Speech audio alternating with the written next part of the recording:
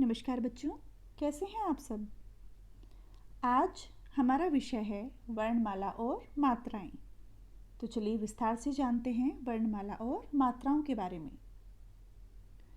आप जानते हैं कि हम अपनी बात वाक्यों में कहते हैं और वाक्यों में ही लिखते हैं।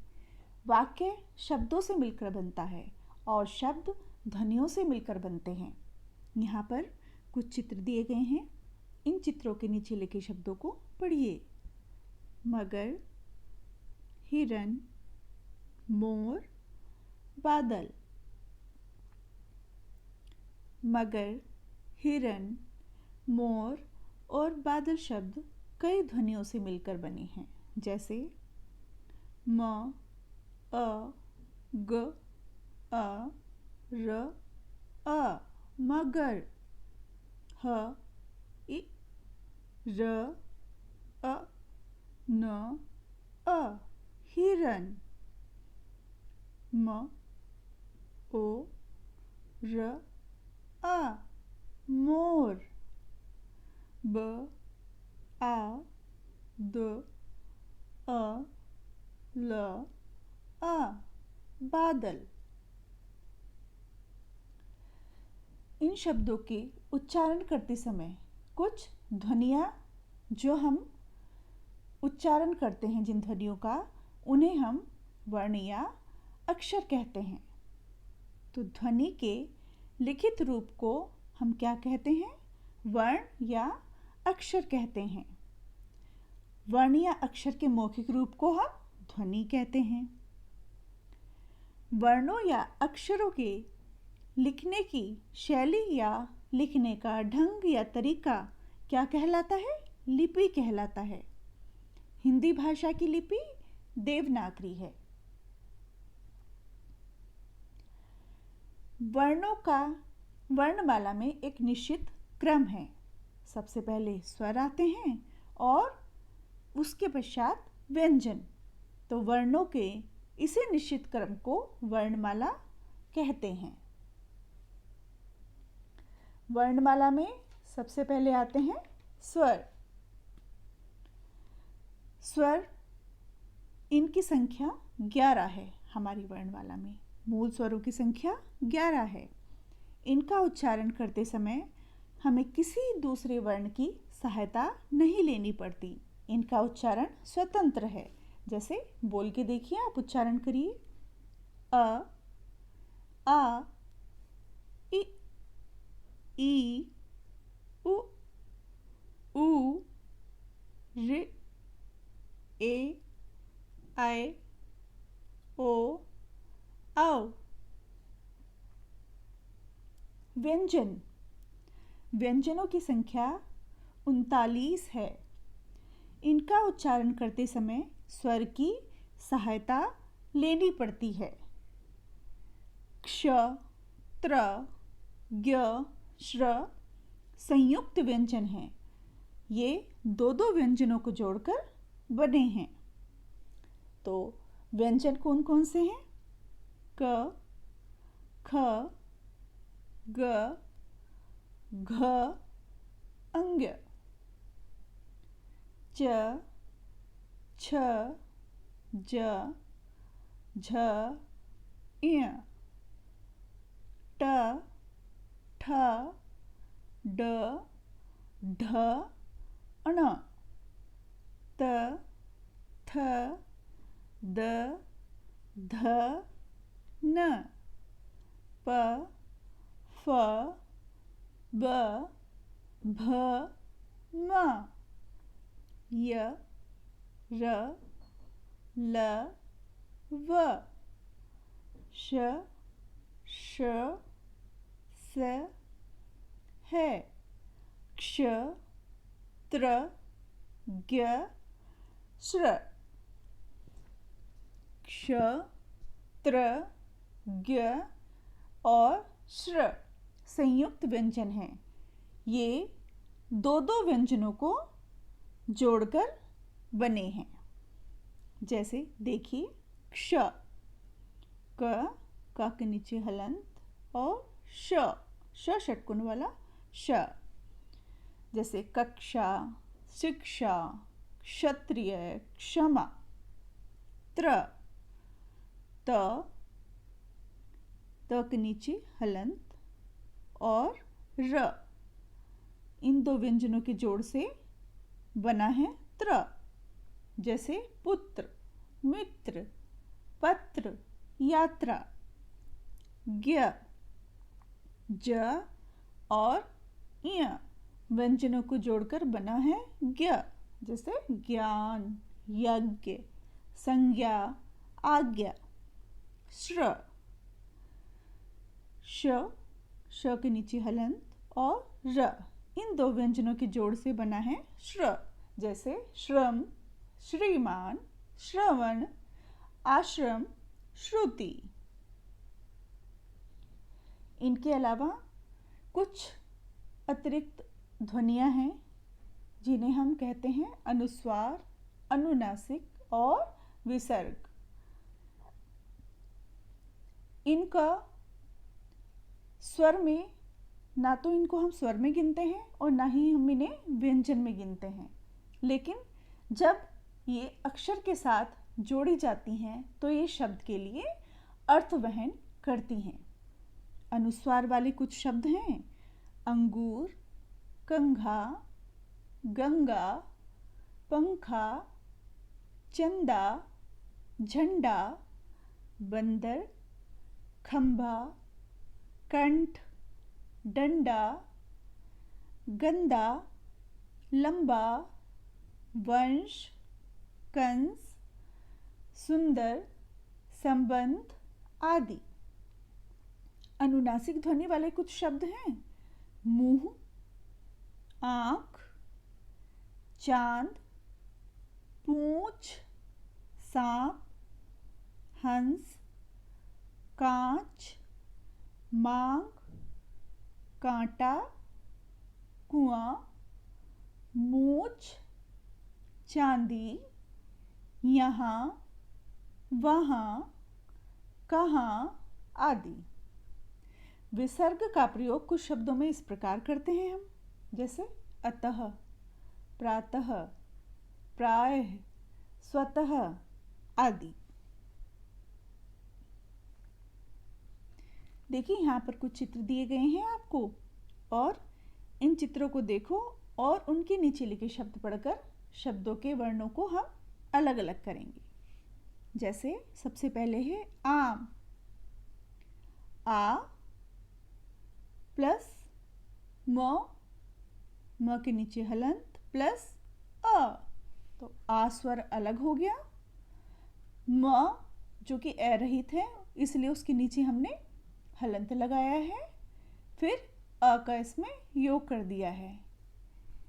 इसको मिलाकर क्या शब्द बना है हमारा आम।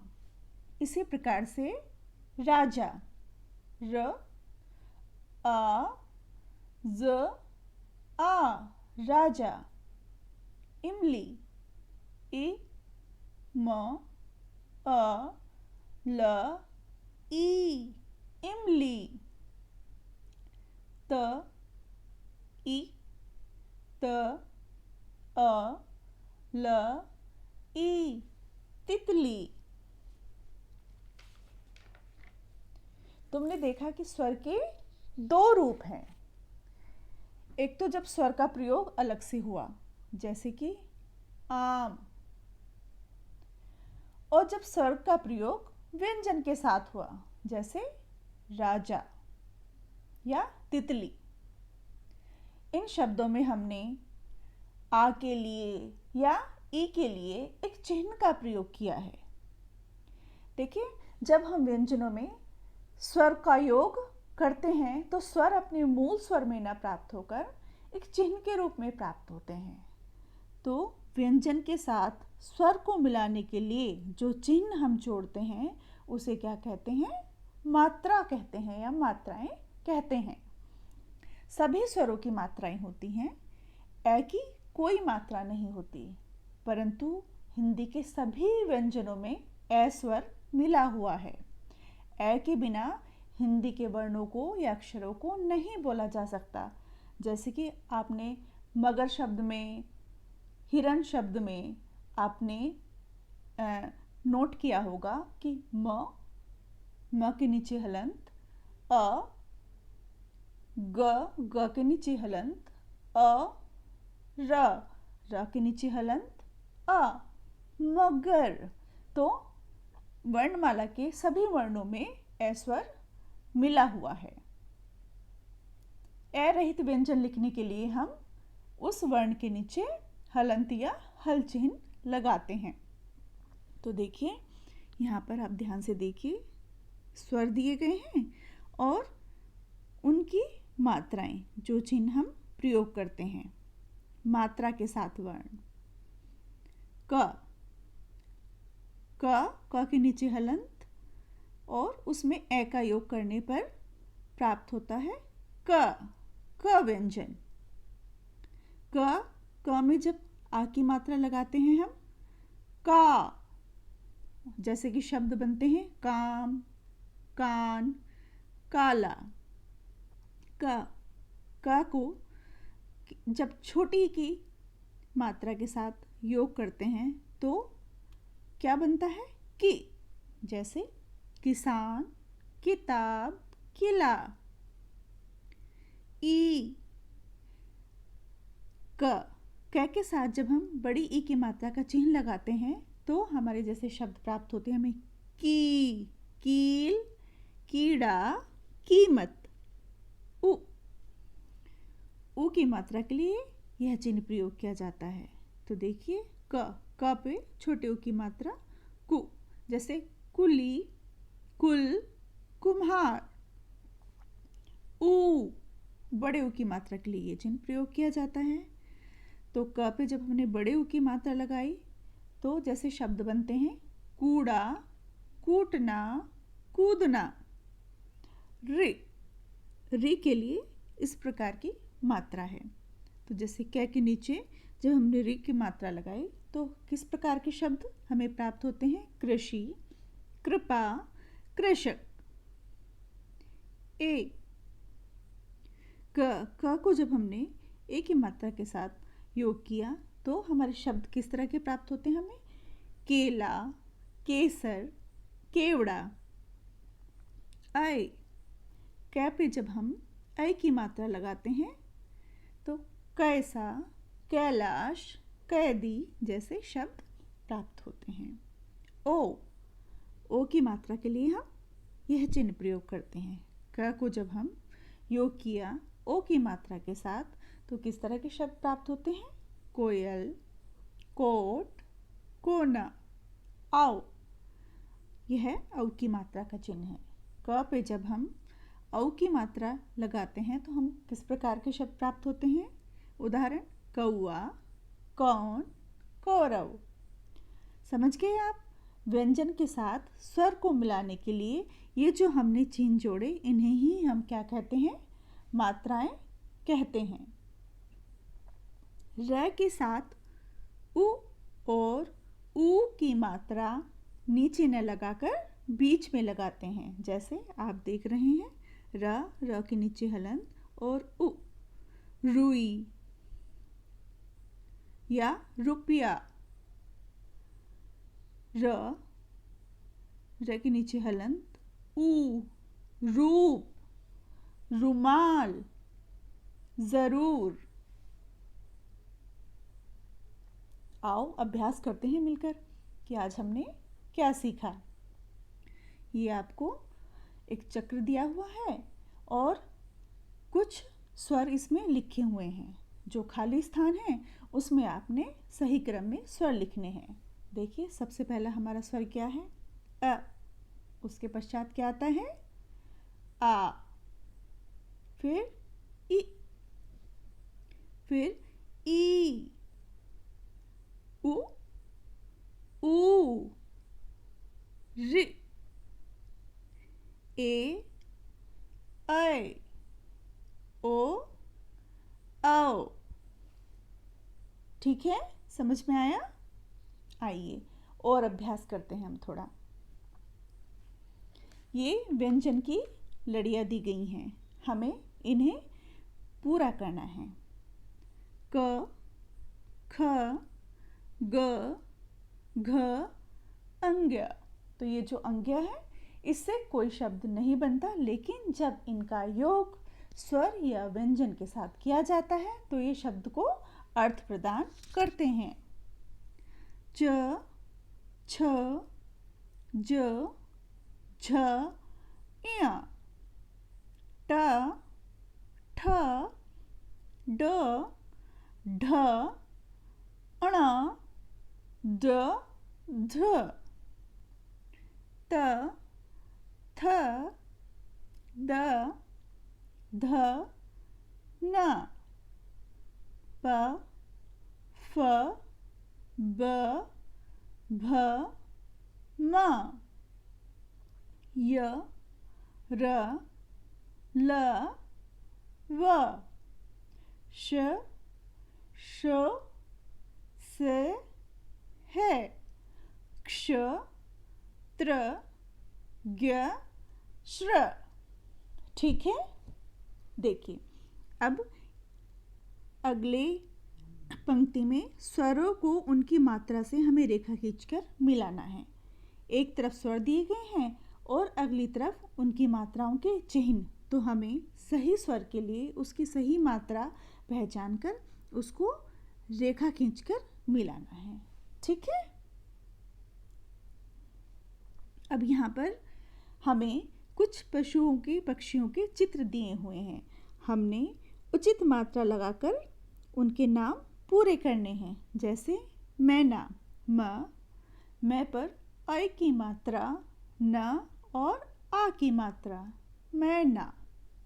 त, ओ की मात्रा, त, आ की मात्रा, तोता। क, औ की मात्रा, अ, आ, कौआ। भ, आ की मात्रा, ल, ऊ की मात्रा, भालू। ग, छोटी ई की मात्रा, ल, ह, र, बड़ी की मात्रा, गिलहरी। श, ए की मात्रा, र, शेर। ग, आ की मात्रा, य, गाय। ह, आ की मात्रा, थ, बड़ी की मात्रा, हाथी। यहाँ पर कुछ शब्द हैं। इन शब्दों के वर्ण अलग अलग करके लिखेंगे। हमें चित्र भी दिए गए हैं। देखिए, ये किसका चित्र है? माला का। माला, तो इसको हमने वर्ण अलग अलग करके कैसे लिखना है? म के नीचे हल चिन्ह, आ, ल के नीचे हल चिन्ह और आ। आप जानते हैं ना कि हल किस लिए लगाया जाता है? इसलिए लगाया जाता है, इसका अर्थ है कि वह व्यंजन अरहित है। जब उसमें अ का योग हो जाता है या आ का योग हो जाता है तो अपने आप में पूर्ण व्यंजन बन जाता है। फिर है यह किताब का चित्र, लिखा है किताब। अब इसके वर्ण हम किस तरह से अलग करेंगे? क, इ, त, आ, ब, अ, किताब। आगे देखिए किसका चित्र है? जहाज का। ज, अ, ह, आ, ज, अ, जहाज। आशा करती हूँ आपको वर्णमाला और मात्राओं के बारे में जितना भी आज हमने अध्ययन किया समझ आया होगा। अगली कक्षा में मिलते हैं एक नए विषय के साथ। धन्यवाद।